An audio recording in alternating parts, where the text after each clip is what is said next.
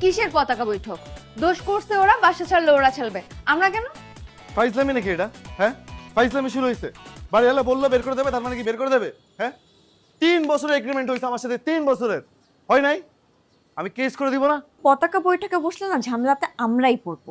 তুই কেমনে এভাবে আমার সাথে ডিসকাশন না করে এত বড় একটা ডিসিশন একা একা নিয়ে নিলি? ঠিকই তো সামিরা, তুই কিভাবে করলি আমাদেরকে না জানা এটা? এই শাহেদ, তোর উকিলের ফোন দেখা। উকিল না, উকিলের 3 নম্বর অ্যাসিস্ট্যান্ট। এই উকিলের 3 নম্বর অ্যাসিস্ট্যান্ট, উকিল, পুলিশ, র্যাব, আরো যা যা আছে, জজ, ব্যারিস্টার, সবাইকে খবর দাও। সেনাবাহিনীকে ফোন করি নাকি, কি বলো?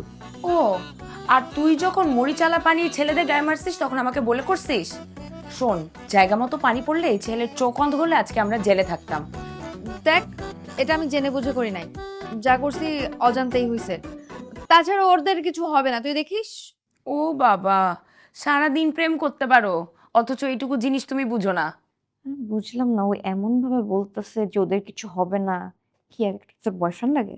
তোমার তো আর বয়ফ্রেন্ড লাগে না, তাহলে তোমার এত জ্বলতেছে কেন? উফ, তোর একটু থামবি, আমাকে একটু বুঝতে দে ব্যাপারটা।